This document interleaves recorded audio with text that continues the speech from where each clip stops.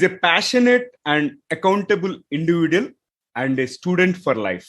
In today's episode, let us chat with Rupam Das, founder, CEO of Aculi Labs and Integrated Ideas. In fact, he has recently authored a book, which we are going to talk a lot about in today's episode. This is the Guiding Voice podcast series, the Guiding Voice for a Better Future. Folks, I am your host, Naveen Samala, just a fellow IT professional on a mission to shape the careers and lives of millions across the globe. In every episode, we interact with industry experts or thought leaders or academicians or coaches or entrepreneurs and authors like Rupam across the globe to drive some insightful conversations that will help each one of you learn amazing stuff. Also, we share an interesting trivia or a fun fact towards the end. And folks, you will acquire more knowledge by tuning into the Guiding Voice per every minute than any other podcast in this space. Thank you so much for joining me.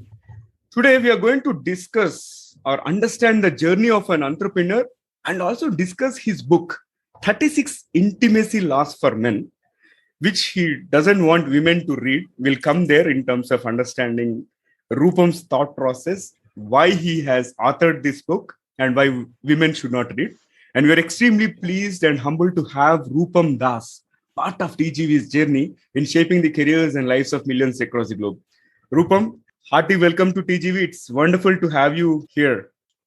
Thank you so much, Naveenji, for having me in your show, TGV. It's a great show for the budding professionals. I like your episodes. I, in fact, love them. And to be able to converse with you one day was kind of like a dream come true, you can say. So thank you so much for having me with you. Oh my God, that's a big statement. In fact, I should say it's a dream come true for me. I've been following you for the last 2 years, and you put in a lot of intriguing posts. Okay, and I make sure that I read each one of them. And it's so a good thing that we again connected last week, and having gone through your book, I thought, okay, you have to be here on my show as soon as possible, right? So Rupam, since I didn't give a lot of introduction about you, maybe you can quickly talk about your career journey and also top 3 things that have helped you so far. So, my biodata can be found pretty much online. So I do not want to bore people. I want to share some stories that will give you an insight.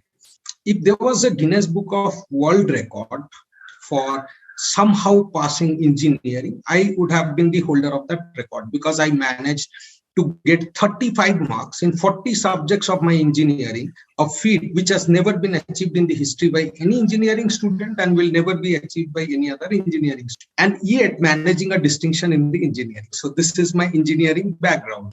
All right. As far as my medical background, I started my journey in class 11, the dissection lab.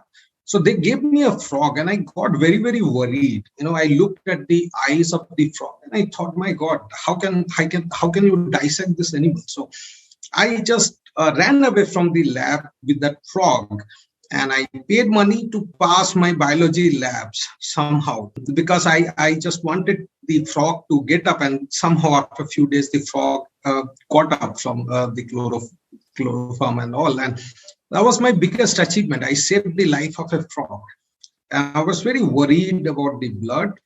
Somehow, from 2008, my father expired, and I went through a very prolonged period of depression. And then I thought that let me make my energy channelized into something meaningful. So from 2008 onwards, I have been writing a lot of algorithms to make more sense out of medical data. Most of them are there in the public domain. Finally, in 2016, I accumulated all the works in the last few years into Aculi Labs Private Limited. Also, just for the record, I also unfortunately have completed my engineering in electronics and communication, and fortunately or unfortunately have also completed my MTech in computer science. And then fortunately or unfortunately, I went on to do a PhD in robotic intelligence when I wanted robot to make better sense out of human emotions. I've not yet completed the PhD because a lot of times in the childhood, I heard that Bill Gates was dropout, Mark Zuckerberg was dropout. So I always wanted to be a good dropout. So I still have a chance to be called a PhD dropout, though I'm not being restricted by the university, but this was my dream to complete my thesis and then not to take the degree. So I'm quite on the path. I do not know how that is. Oh my God, that's quite illustrious.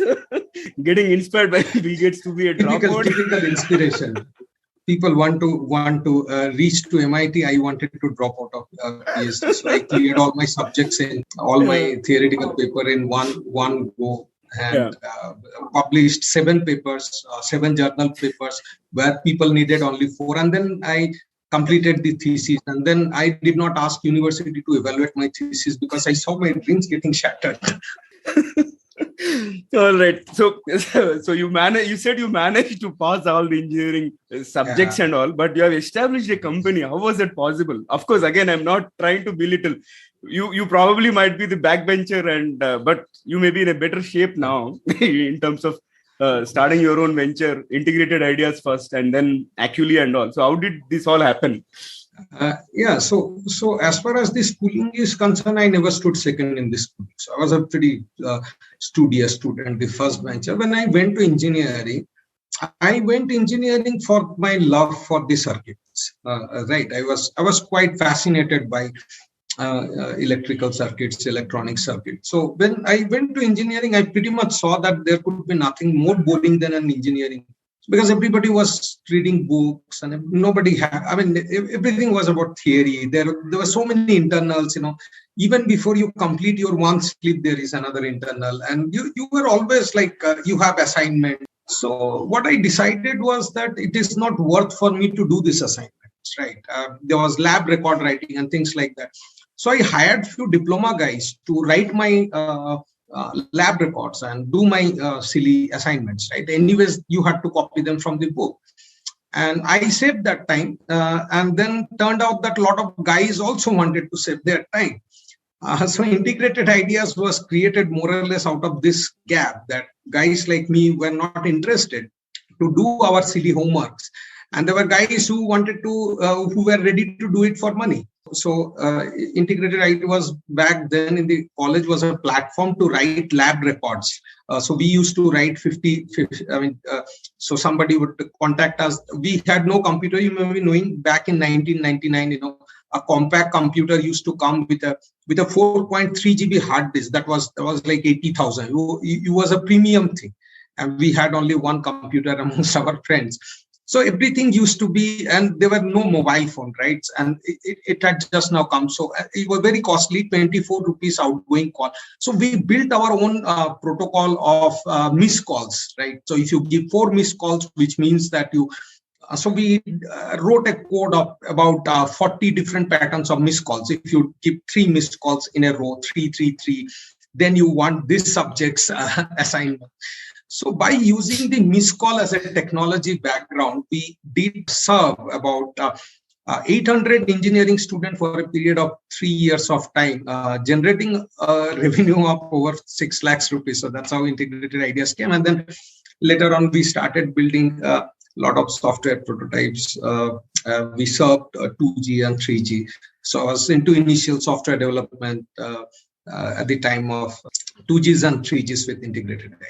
Yeah, but it was essentially a great platform to help engineering students not to die out of doing assignments. So I think you should write another book on this missed call theory with various algorithms and different aspects. Yeah, man, we were not that privileged at that time. No WhatsApp and things like that, right? So we had to innovate a lot of things. So there were guys in the boys' hostel who would be in relationship with some girls in the girls' hostel in the opposite room.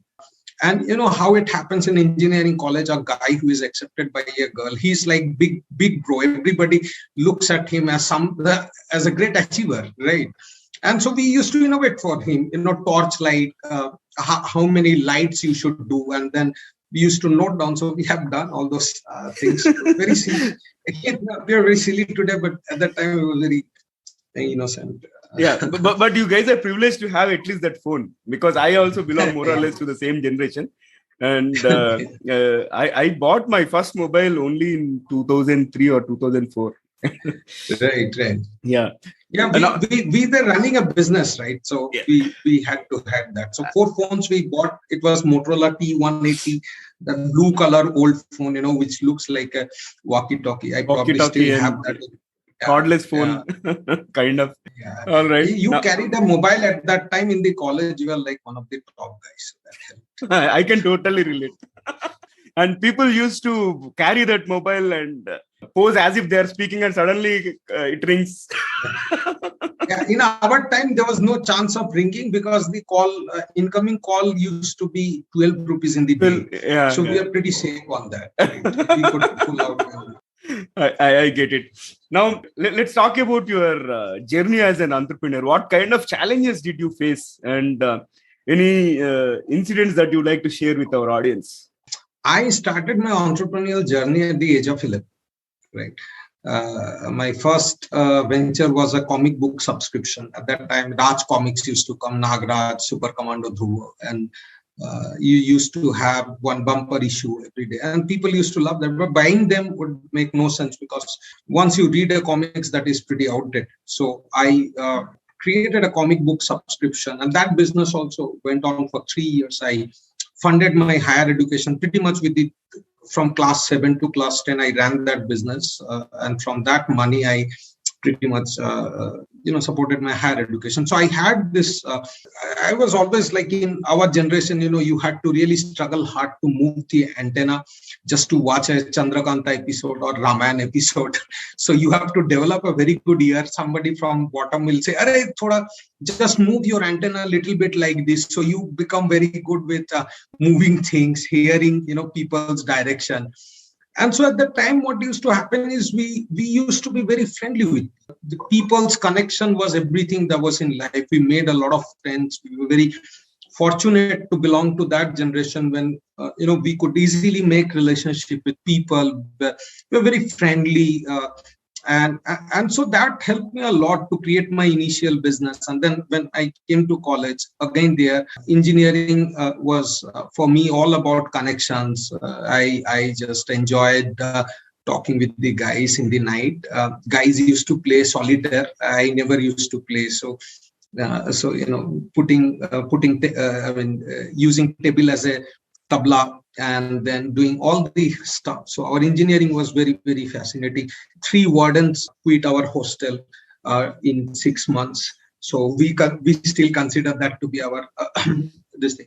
But going forward, what I realized, Navinji, is if I have to share one wisdom is absolutely business is for the people, by the people, to the people. Business is not about competition. Business is not about everything is fair in love and war. Business is not about growing crazily, scaling crazily. Business is really another form of social expression of a person. Right? If an individual can understand that through the business, I can get connected with so many people. I can serve so many people. I can have my emotions regulated through business.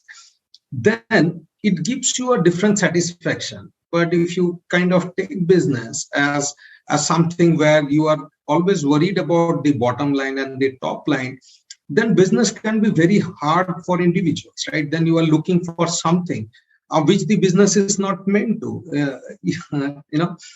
so today people are just doing technology, and then they try to kind of raise VC funds and scale the business.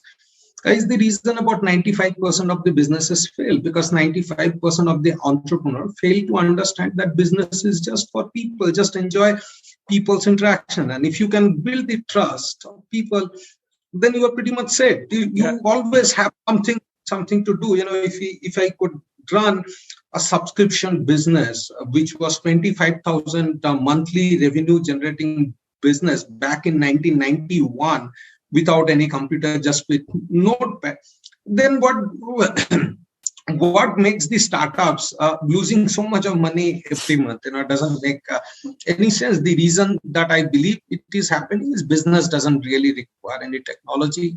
It requires humans. And again, that's my own experience of life. People may not agree, but then that's my pure observation.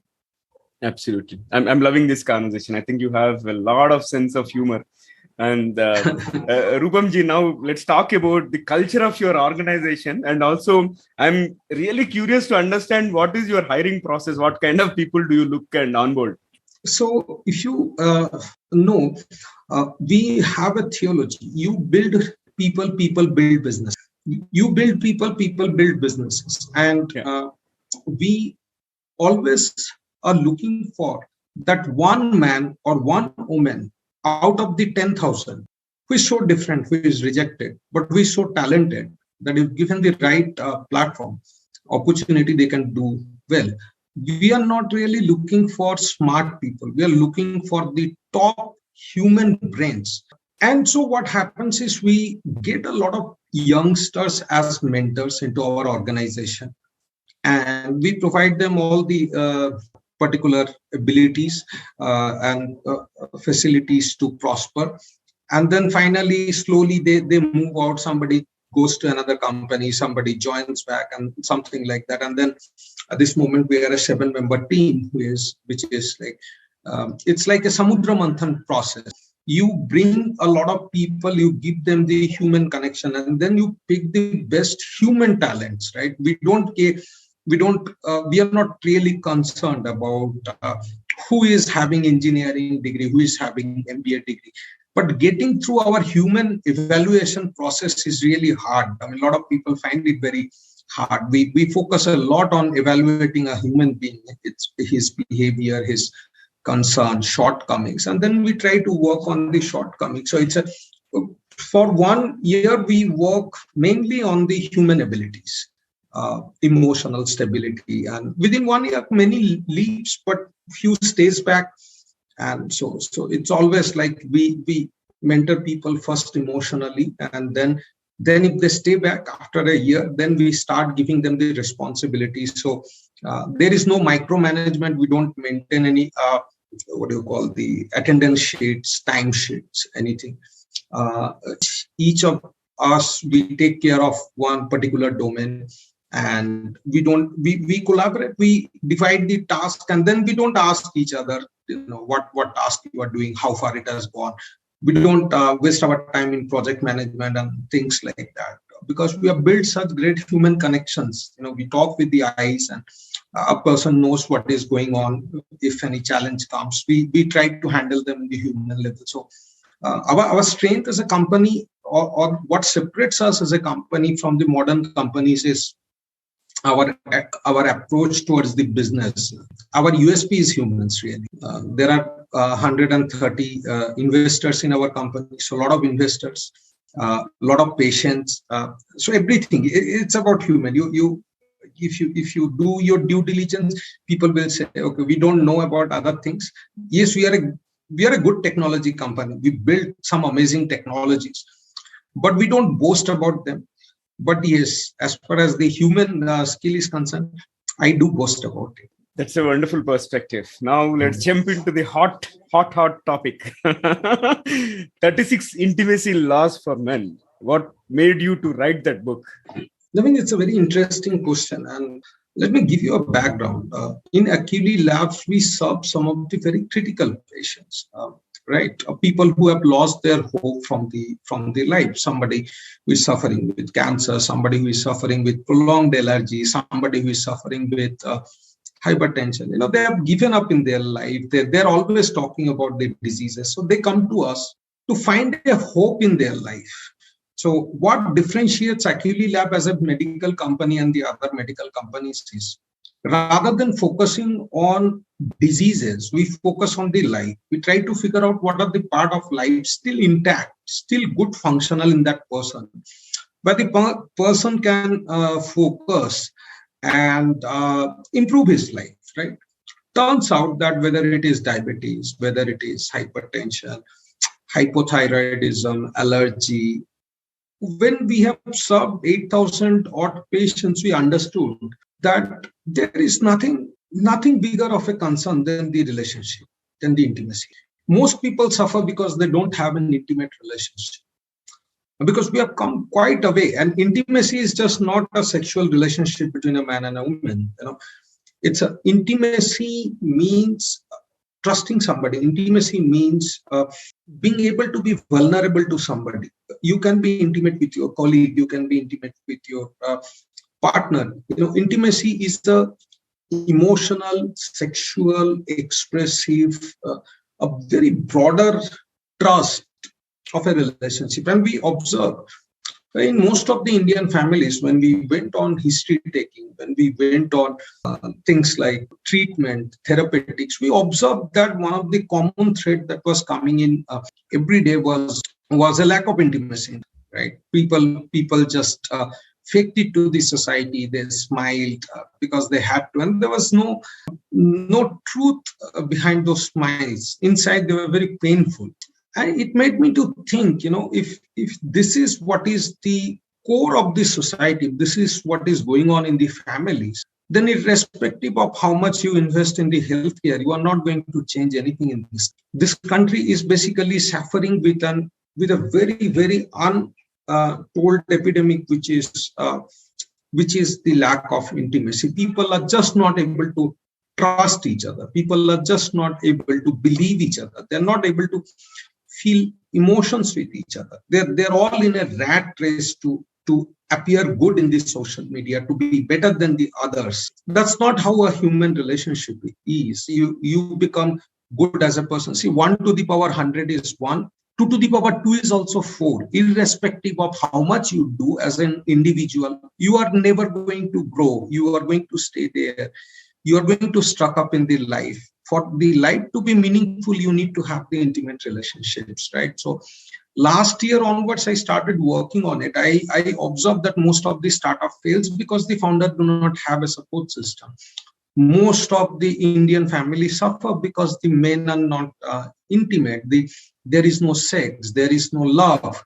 Everything is kind of a very superficial. So I have a son who is a 10-year-old. So it really troubled me from last year that if this is what the basic underneath of society is, then we are going forward for a very, very difficult time. And you have gone through few of my chapters. Probably you understand that I see everything from two perspectives. One is science, one is history. Yeah. And so when I'm looking at the society today, it is more or less like the Roman society of 1 CE to 100 CE. Times of, for example, Claudius, Caligula, Nero's. At that time, group orgies was popular. At that time, incest was popular. At that time, you used to have wife swapping.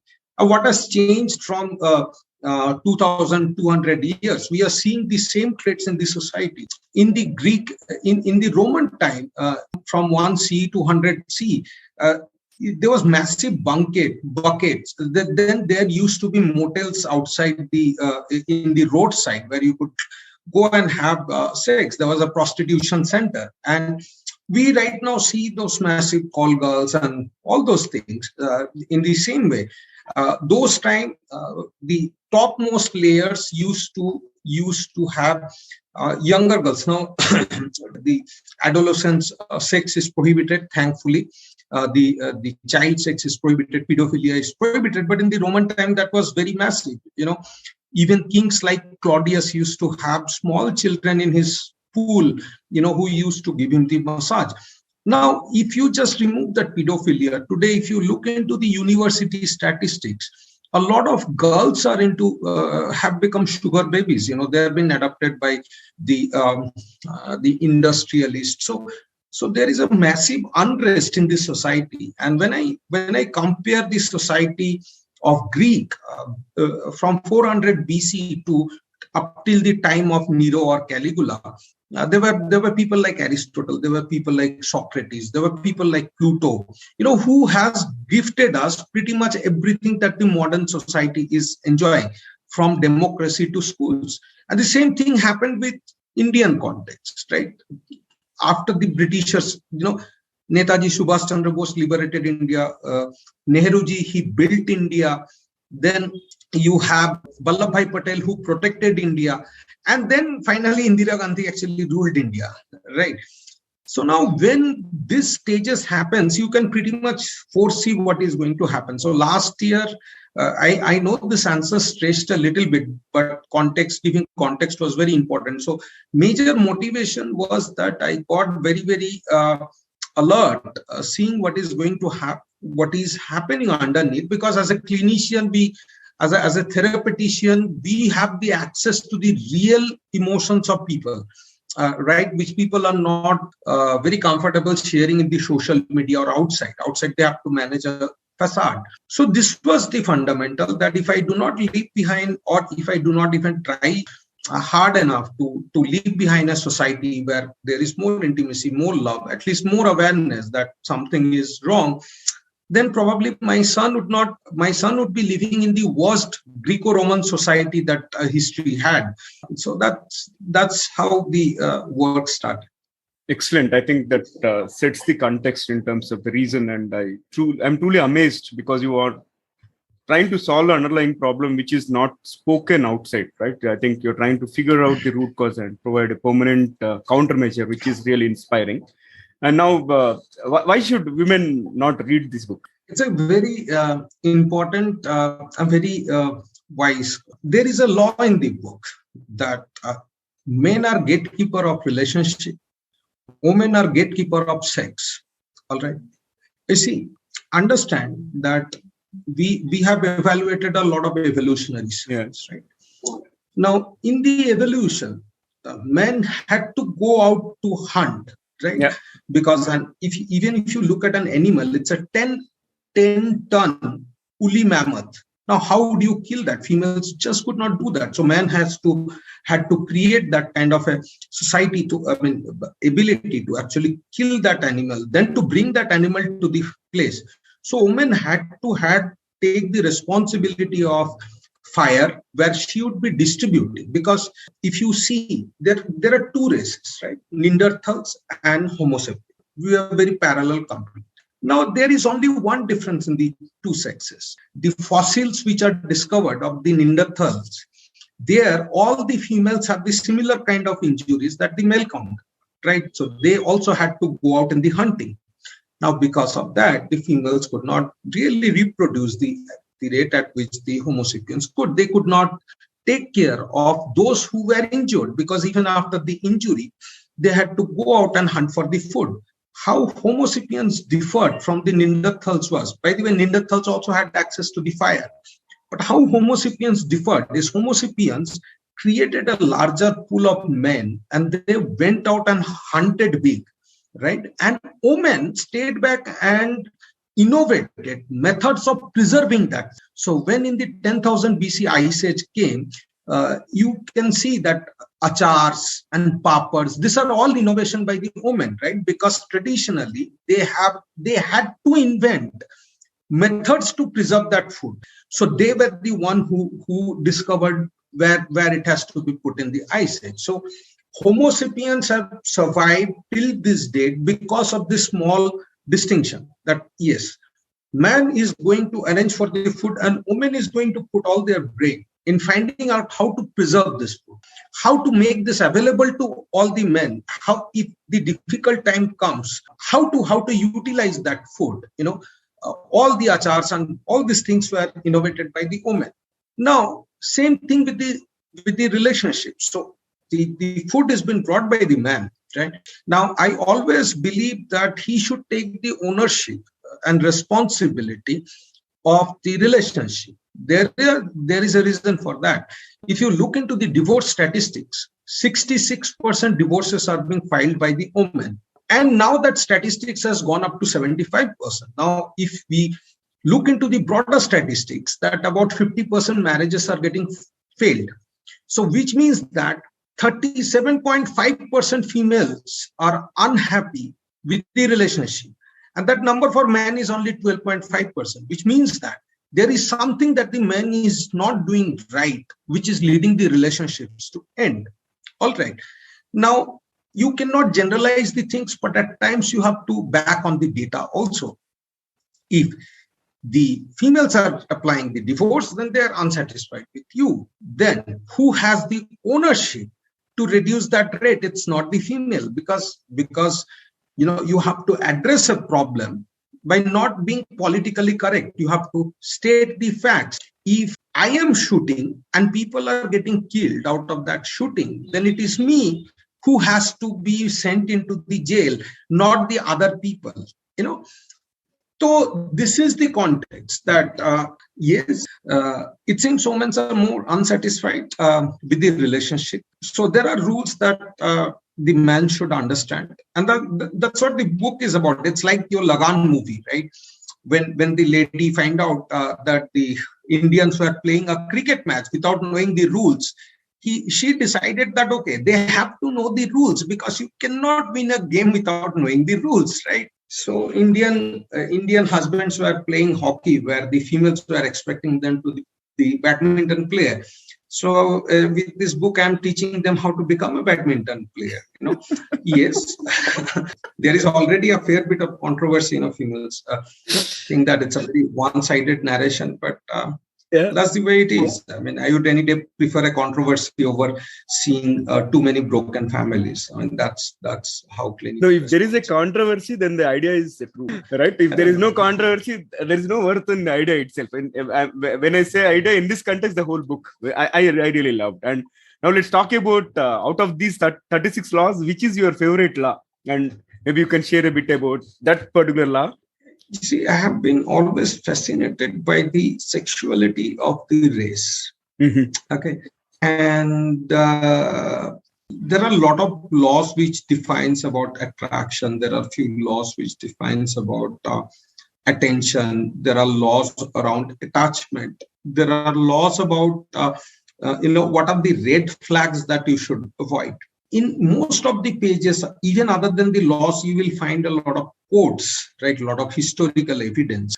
What is the fundamentally what motivates me is a law, which is called monogamy is a myth. Men are always polygamous and women are always hypergamous. Now, this word always is going to hurt people. The word polygamous is going to hurt men who have lived with a wife for throughout their life. Hypergamous or saying that women are opportunist. Hypergamous is like opportunist, just saying the women are opportunist. That's going to hurt women because this is going to hurt everybody. I love the law. There is nobody who is going to be outside the. All right. So something that attracted me is a girl ages like milk, a man ages like wine. Can you explain? Yeah, sure. I mean, it's not a perspective, right? It's a biology. So see, your testosterone starts increasing when you become, since puberty, right? It peaks at your 25-year age. So let's say your testosterone levels are 400 ng per dl by the age of 25, right? By the age of 75, it will have a linear decrement. Your testosterone levels will be around 200 ng/dl. About 100% fall, and if you are healthy like me, it may even be increased. So coming back to the females, however, they have a menopause.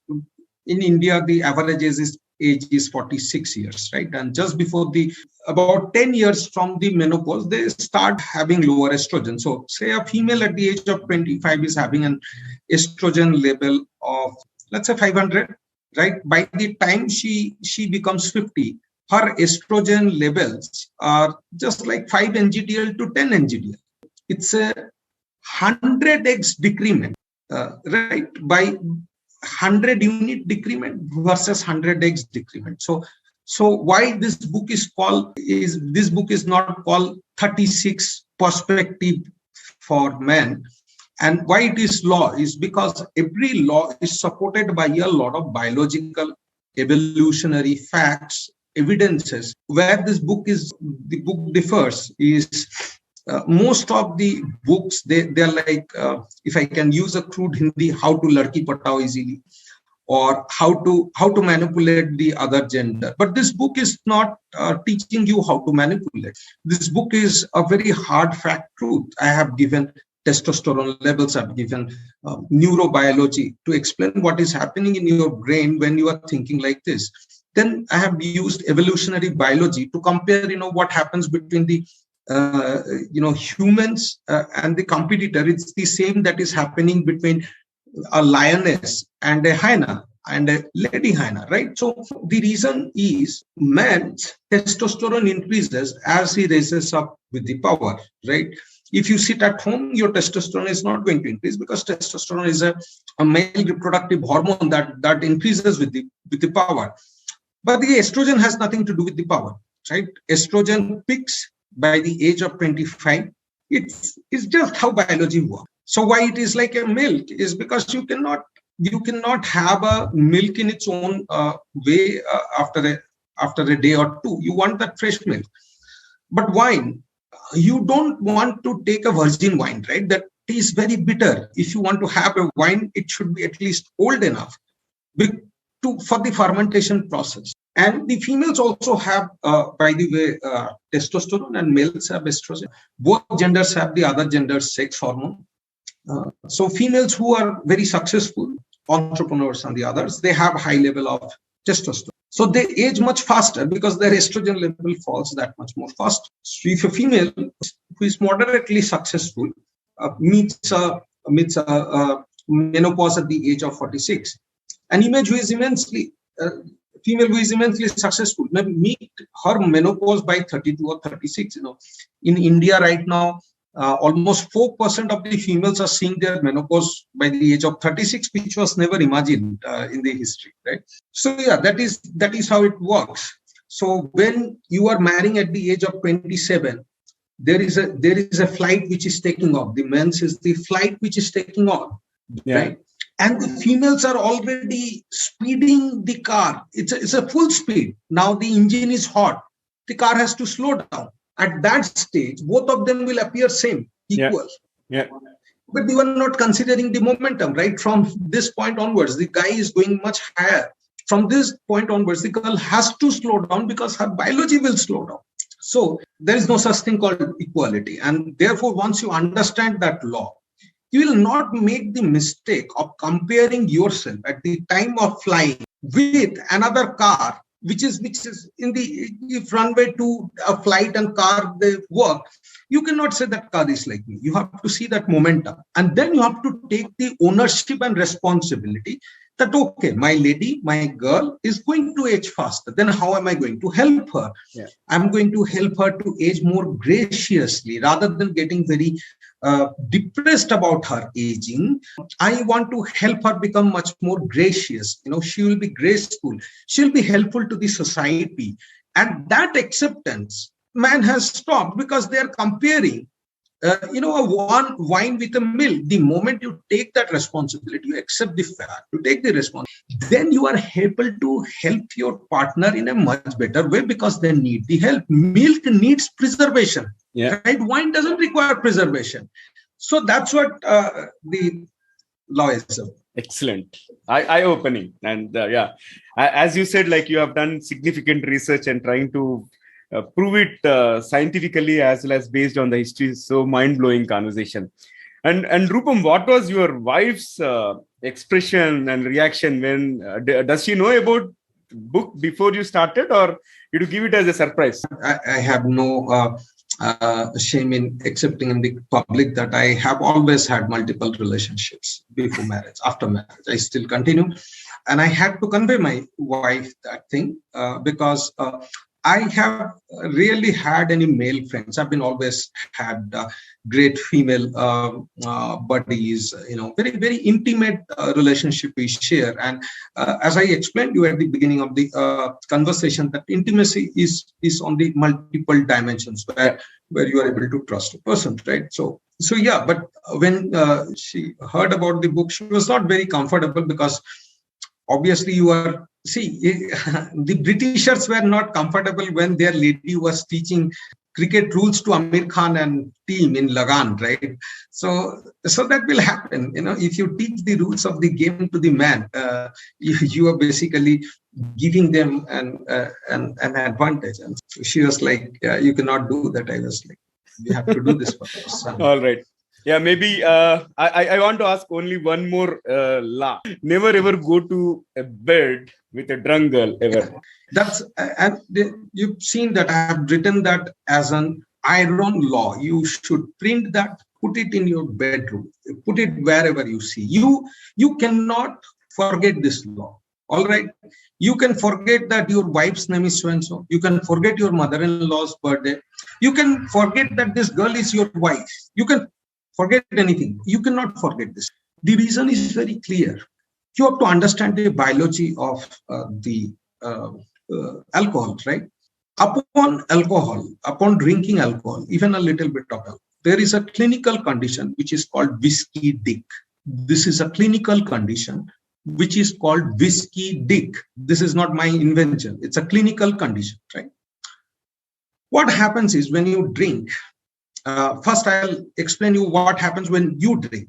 So when you drink, it's very hard to get it erected in the natural way. You have to imagine, you have to engage your right side brain. That's what alcohol basically does. It helps you to engage the right side brain. So you are not using the girl, you are not getting intimate with the girl, but you are visualizing something in your head and you are projecting that onto the girl. So it's a projection sex. You are using her body as a masturbation object, as they call that clinical. So you are objectifying the girl. That is number one. Second, you are going through a clinical condition which makes you more violent, more aggressive. That's called whiskey dick. It is causing you erectile dysfunction. Whiskey dick is one of the causes for erectile dysfunction. The third thing is when a girl drinks, she essentially wants to forget her reality, because the drink affects on the girls much more higher than the man. It engages their right brain completely. So when she is drunk, she may think anything. She may think she is a princess. She may consider herself as anything. You do not know what is her imagination. And she is imagining you as a person, right? At that stage, her reality and her psyche is completely different. So when you meet that girl or when you have an intercourse with a drunk girl, you are essentially not having sex with that girl, but you are having sex with the altered psyche of that girl. The next day morning, when that drink effect goes away, she enters into the reality, right? And she thinks that it was a sex without her consent because she was disconnected herself. It's an unconsensual sex. And you can basically be elite of being elite of a rape.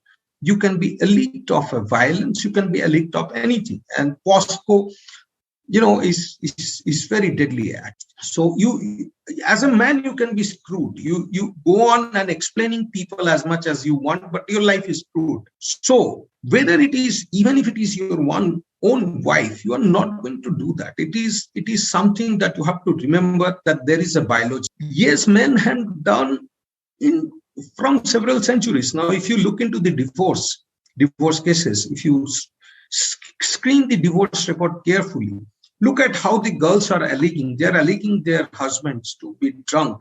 That is number one. They're alleging their husbands not to be responsible with the money. That is number two. They're alleging their husbands not to be emotionally available. That is number three. So you have to understand the statistics, understand the data, and then you have to correlate that with the science, hard scientific facts. For any youngsters, even if you don't buy the book, you go to a bed with a drunk girl, you know that you are setting yourself up for a mess, right? You can be alleged of rape even after 40 years. Don't think that, that scene ends then and there. It's absolutely, you should. Wonderful. Any last thing that you'd like to share from the book before we switch to the rapid fire round? A small story, I'll share about an experiment. How this experiment happened is, this is a very psychological experiment. So in the psychological experiment, a set of girls were shown the photograph of set of similar ranked men. Some of the men applied a different perfume, and some of the men applied very expensive perfume, right? And invariably, this experiment was repeated multiple times. Girl found that men with higher perfume were more handsome and sexy. They were more attractive. So a girl can smell your perfume from your photograph. If you are running an affair, she's going to find it out. That's my wisdom to you. Wow, interesting perspectives and such a great finding. Thank you so much for sharing with our audience. Let's further lighten up the mood of our audience with an interesting rapid fire questions, okay? And you can crisply answer them in a word or two, Rupamji. Sure. Who do you love the most? Myself. If you could be any animal, what would it be? Dogs and lions. Any specific reason? I like the masculinity of lions. I like the integrity of dogs. Okay, fair enough. What is the weirdest thing that you have ever eaten? I respect food a lot. I don't eat weird things. I don't remember to have ever done that. Very respectful. Food was a challenge. So no, Okay. I have not eaten anything weird. Okay, fair enough. Moving on. I don't know if you believe in God, but if you could say one thing to God, what would you say? Oh God, what did you eat before you created them? What was that? I want to have the access. Okay, last one for the rapid fire. Can you share one thing about yourself that not many are aware? Any secret or hidden talent? Anything? Probably I am. I'm more romantic than I appear from my LinkedIn account or the public places. I have more relationship than people may imagine. That's probably the one thing. No wonder women get attracted to people with sense of humor, and you have tons of it. And I can truly imagine how your wittiness is helping in that aspect for sure. Great, Rupamji, wonderful. Naveenji, before we end, I just wanted to say this. Yeah. Women are neither a mystery. They're not difficult. They're not bad. They're not challenging. It's just that you have not spent enough time understanding. It's as simple as that. Yeah. And there is no such thing called wife. There is no such thing called, monogamy and things like that. Men and women have come into the world to take the human race forward. There's so much of beauty in our heart when we connect. So much of chemistry happens when a man and a woman connects, right? There is much more thing beyond money, much more thing beyond name of the relationship. There are much more thing beyond sex. There are much more thing beyond opinions, judgments, fear. When you connect with a woman intimately, this is just a different magic altogether, right? So the moment people start understanding, they spend time, with their girls, with their females, they will discover a world which is very beautiful, that I can say. All right. So this has been a fabulous rapid fire and an excellent conversation. And before I let you go, one final question for today's conversation, Rupamji.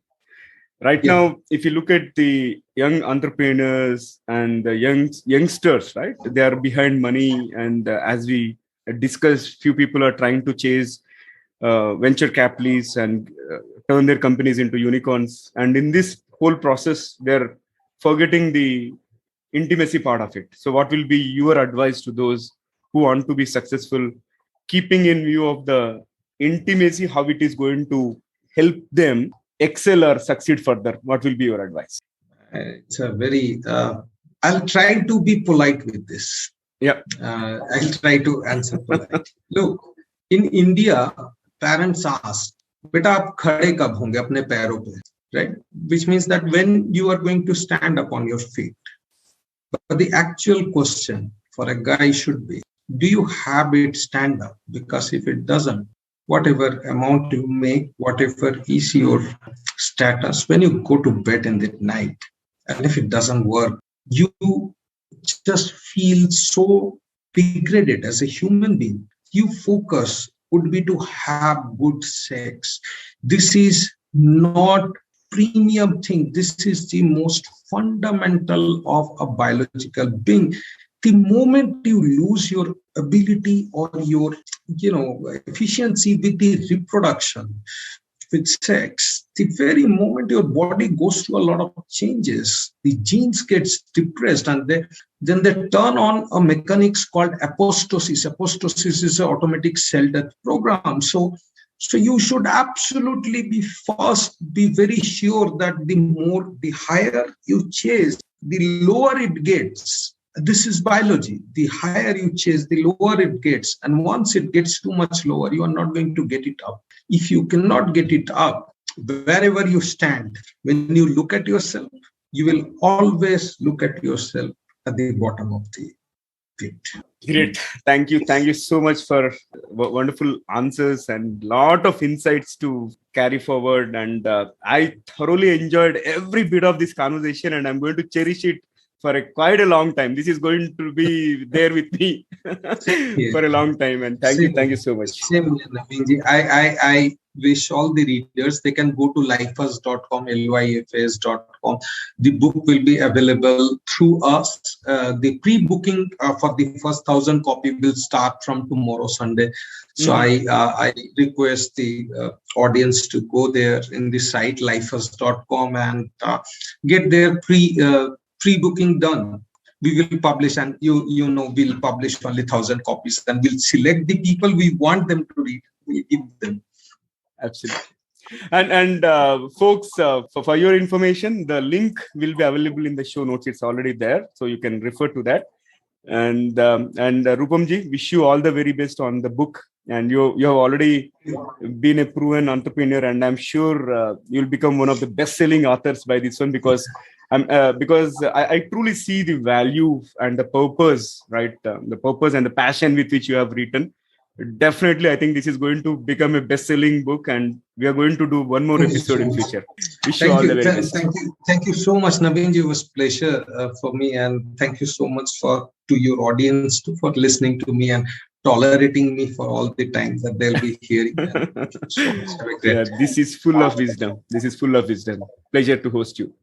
All right. So, folks, before we move into the trivia section, here is a small request to you. In case if you have loved this episode and the conversation just like I did and found it useful, please share with at least 3 of your friends or colleagues who can benefit from the guiding voice, so that your friends also will learn new stuff like you and will gain a set of new subscribers. Also, if you haven't subscribed to us, please subscribe from the app where you have tuned in from, so that you will be notified about all the future episodes.